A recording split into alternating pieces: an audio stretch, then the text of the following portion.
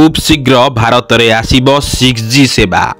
एने 6G उपरे गवेषणा करी IIT BHU रो विशेषज्ञ माने दाबी करिसंती जे 2030 सुधा एही नेटवर्क कार्यक्षम हेबार संभावना रहिछि। एही परिप्रेक्षी रे भारतर 6G महानिर्देशक राजेश कुमार पाठक सूचना देई कहिसंती जे 6G रो बेग 5G तुलना रे 100 गुणा अधिक रहिबो। एथिपाई सहर किंबा गाँ रे 5G परी बड़ बड़ टावर स्थापन करिबा पई पड़िबो नाही। 2030 सुधा भारत 6G लॉन्च करी विश्वर अग्रणी देशमानक मध्यरे रहिबो।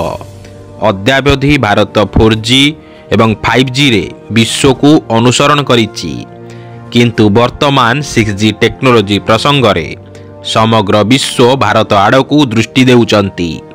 आम देशर IT विशेषज्ञ माने एही अनुसंधान रे नियोजित अछंती। 6G नेटवर्क एपर्यंत दुनिया रे कोनोसी स्थान रे लॉन्च होई नाही।